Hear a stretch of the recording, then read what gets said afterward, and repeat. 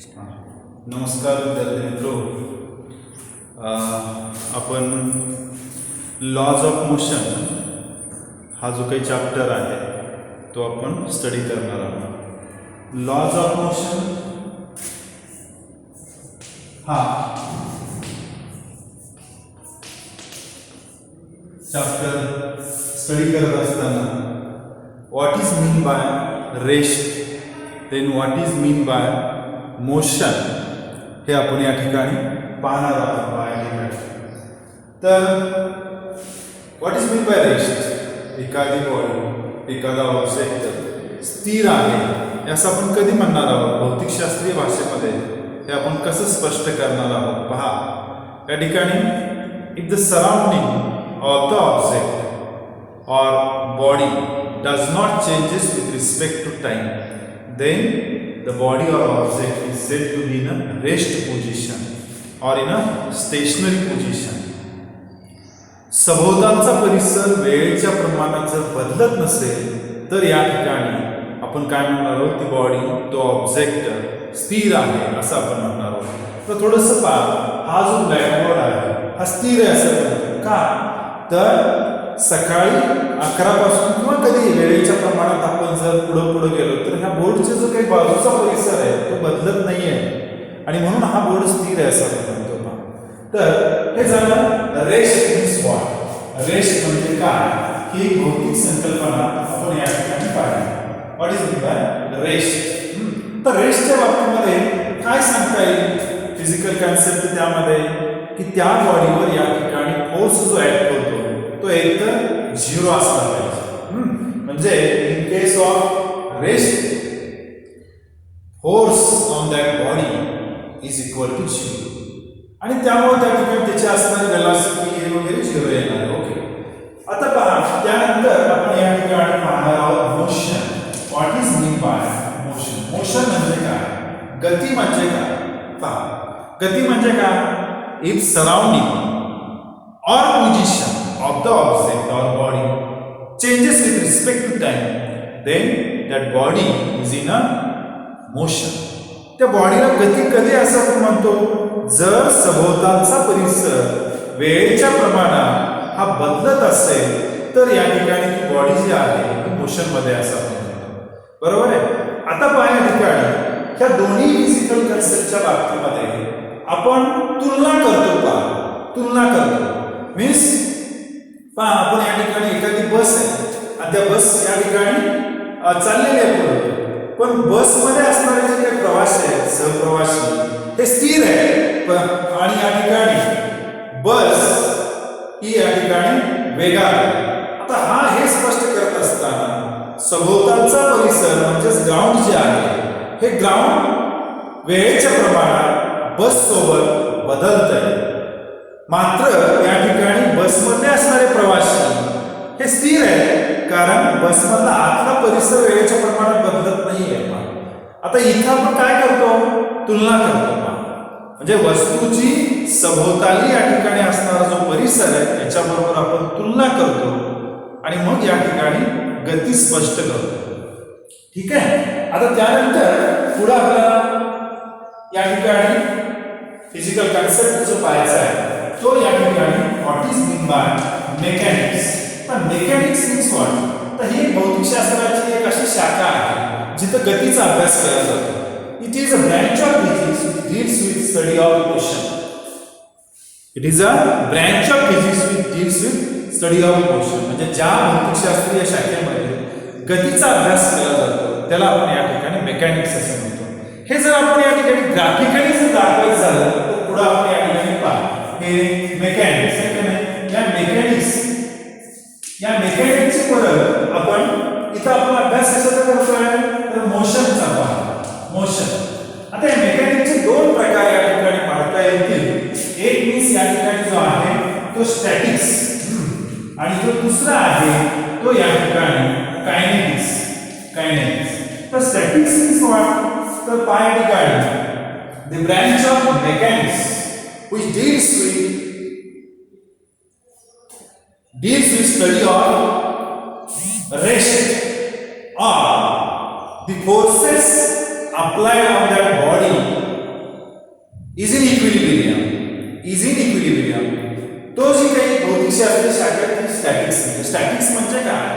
वस्तू स्थिर असताना अभ्यास करणारी शाखा किंवा या ठिकाणी इक्विलिब्रियम फोर्सेस जे काही आहे acting on that body, forces acting on that body is equal to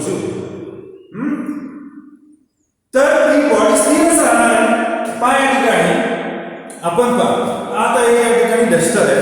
या डस्टरच्या बाबतीमध्ये आपण फोर्सेस ऍक्ट करतो, इकडून फोर्स करतो, इकडून फोर्स अप्लाय करतोय, बरोबर आहे. इकडूनही करतोय, इकडूनही करतोय, बरोबर आहे. आता या फोर्सचं मॅग्नेट्यूड सेम आहे, बरोबर आहे. सगळ्या फोर्सच्या बाबतीमध्ये मॅग्नेट्यूड सेम आहे. आता डिरेक्शन तर अपोजिट आहे. म्हणजे पहा हा फोर्स अशा पद्धतीने आपण अप्लाय केला. हे डस्टर काय दिसतंय तुम्हाला? स्थिर दिसतंय. म्हणजे इथं vector sum of forces is equal to 0 means forces are in equilibrium, that's why the body is in the rest position.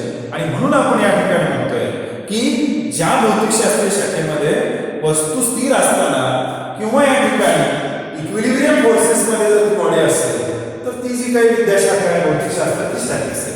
त्यानंतर आपण kinetics. What is mean bye kinetics? तर कायनेटिक्स म्हणजे काय या ठिकाणी? The branch of physics which deals with motion of the body, motion of the body.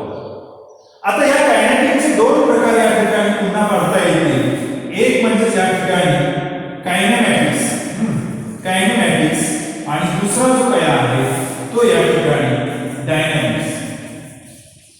Dynamics पहा कायनेमॅटिक्स is what? कायनेमॅटिक्स म्हणजे काय? The branch of physics which deals with study of motion without its cause. Cause म्हणजे कारणांच्या शिवाय गतीचा अभ्यास करणारी शाखा म्हणजे या ठिकाणी कायनेमॅटिक्स. इथं आपण या ठिकाणी वेगवेगळे फिजिकल पॅरामीटर स्टडी करणार आहोत. म्हणजे कोणते की जसे या ठिकाणी डिस्टन्स आहे, या ठिकाणी वेलोसिटी आहे, एक्सेलरेशन आहे. these parameters here we study in this kinematics. ठीक आहे. आता देन डायनॅमिक्स. तर डायनॅमिक्स म्हणजे काय? द ब्रँच ऑफ फिजिक्स किंवा या ठिकाणी kinetics, the branch of kinetics which deals with study of motion with its cause, means that is a torque or force. पहा हा चॉक आहे किंवा हा डस्टर आहे. हा डस्टर या ठिकाणी पुढे जायचं असेल तर त्याला बलाची आवश्यकता आहे. Force is necessary for the motion, बरोबर आहे. ही वस्तू पुढे सरळ रेषेत जाते म्हणून या ठिकाणी ही लिनियर मोशन आहे. परंतु ती जर चक्र गतीमध्ये असेल तिथे टॉर्कची आवश्यकता आहे. आणि म्हणून या ठिकाणी आपण डायनॅमिक्स मध्ये या ठिकाणी study of motion with its cause. Cause means कारणांचा अभ्यास करणार जसे की टॉर्क, फोर्स वगैरे. आता आपण इथं कोणकोणते पॅरामीटर्स शिकणार आहोत? तर इथे शिकणार आहोत energy, momentum, energy, momentum. these parameters आपण या ठिकाणी डायनॅमिक्स मध्ये शिकणार आहोत. ठीक आहे. आता इथपर्यंतचा भाग आम्ही पुन्हा रिपीट करतोय.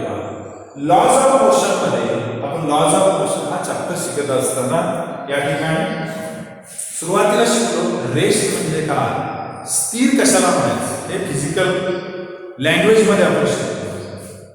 रेस्ट म्हणजे काय? सभोवतालचा परिसर वेळेच्या प्रमाणात बदलत नसेल तर वस्तू स्थिर आहे असं म्हणतात. मोशन कशाला म्हणायचं? जर त्या वस्तूचा सभोवतालचा परिसर वेळेच्या प्रमाणात बदलत असेल तर ती वस्तूला गती प्राप्त असं म्हणतात. मेकॅनिक्स कशाला म्हणायचं? की जिथं गतीचा अभ्यास केला जातो दॅट इज अ मेकॅनिक्स. त्यानंतर पुढे आपण या ठिकाणी मेकॅनिक्सचे दोन प्रकार या ठिकाणी पाहिले, एक स्टॅटिक्स आणि दुसरा कायनेटिक्स. स्टॅटिक्स मध्ये काय केलं आपण? रेस्ट किंवा forces act on the body is equal to 0 या शाखेचा इथं आपण या ठिकाणी याचा आपण स्टॅटिक्स मध्ये अभ्यास केला. कायनेटिक्स मध्ये काय? तर स्टडी ऑफ मोशन ओनली इथं. तर कायनेटिक्सचे दोन प्रकार kinematics study of motion without cause, कारणांच्या शिवाय गतीचा अभ्यास करणारी शाखा म्हणजेच कायनेमॅटिक्स. And here also we study different parameters like distance in scalar, displacement in vector, velocity in a vector, speed is in scalar, acceleration. These parameters study in this, we study this kinematics. Then what is meant by dynamics? Dynamics, it is the branch of physics or kinetics which deals with study of motion with its cause, and here we study different parameters like energy, momentum, etc. ठीक आहे. आता हा जो भाग झाला इथपर्यंतचा. यानंतर ही जी काही आपण मोशन पाहिली, त्या मोशन मध्ये डिफरंट मोशन्स आहेत. कोणकोणते मोशन्स आहेत? Various motion. There are different types of motions. आता या डिफरंट टाइप्स ऑफ मोशन मध्ये सर्क्युलर मोशन आहे, ऑसिलेटरी मोशन आहे, वाइब्रेटरी मोशन आहे, पॅराबोलिक मोशन आहे, लिनियर मोशन आहे. These are number of motions, and this trajectory or type of motion depends upon initial velocity and acceleration. Initial velocity and acceleration. पहा या ठिकाणी काय सांगितलं की मोशन ही जी आहे त्या मोशनचा मार्ग, ट्रॅजेक्टरी, पाथ हा कशावर अवलंबून आहे? एक तर इनिशियल वेलॉसिटी आणि त्याचबरोबर ऍक्सेलरेशन. पहा काय सांगितलं. सर्क्युलर मोशन कशी आहे की वर्तुळाकार गती आहे, ठीक आहे ना? वर्तुळाकार गती म्हणजे समजा ही वस्तू अशी वर्तुळाकार मार्गाने पुढे जात असेल तर त्या मार्ग कसा आहे? वर्तुळाकार मार्ग आहे. इथं या ठिकाणी वस्तू ही सरळ पुढे जाते, तर मार्ग कसा आहे? सरळ आहे, बरोबर. वस्तू या ठिकाणी पॅराबोलिक मॅनर म्हणजे आपण या ठिकाणी अशा पद्धतीने वस्तू जर पुढे गेली तर पॅराबोलिक आहे. जे आपण एखाद्या फुटबॉलला किंवा एखाद्या ऑब्जेक्टला फुटबॉलला किक मारली तर तो या ठिकाणी ऑब्जेक्ट या पद्धतीने पुढे जाऊन तो ग्राउंडवर पडणार आहे. तर इथं या सगळ्या ज्या आहेत त्या मोशनच आहेत. इथं सर्क्युलर मोशन आहे, ही लिनियर मोशन आहे, ही पॅराबोलिक मोशन आहे. आणि या ज्या काही मोशन्स आहेत या मोशन मधल्या त्याचा जो काही मार्ग आहे हा मार्ग कशावर अवलंबून आहे? पाथ कशावर अवलंबून आहे? एक initial velocity, path initial velocity, and second acceleration. Means path or trajectory of the motion depends upon initial velocity and acceleration. Initial velocity and acceleration अतिशय महत्त्वाचा भाग या ठिकाणी आपण पाहतो. या ठिकाणी पहा काय सांगितलं, लक्षात येते का? पहा तुमच्या path or trajectory of motion, trajectory of body depends upon initial velocity and acceleration. आता पहा या ठिकाणी सुरुवातीला आपण या ठिकाणी पाहणार आहोत लिनियर मोशन. काय पाहणार आहोत? Linear motion. पहा तुम्ही इथं लिहितो की path depends upon initial velocity and acceleration. मग आपण या ठिकाणी ही जी काही मोशन आहे सुरुवातीला लिनियर मोशन पाहतो. लिनियर मोशन म्हणजे काय? या ठिकाणी वस्तू सरळ पुढे जात असेल तर त्या ठिकाणी जी गती आहे ही लिनियर मोशन आहे, सरळ गती. या सरळ गतीमध्ये काय होतं? Body initial velocity of that body is equal to 0. Means the body is in rest position. Then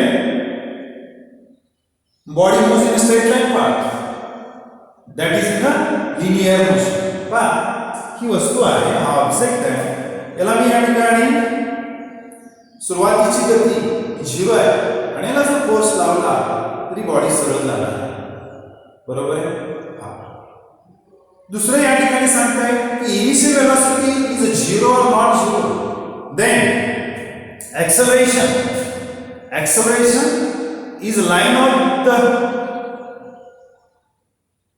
along the initial speed or opposite that of the initial speed. Then the body is in a linear motion also. पहा मी या ठिकाणी तुम्हाला जे सांगितलं हे समजते का बघा. काय सांगितलं की लिनियर मोशन प्राप्त कधी होते.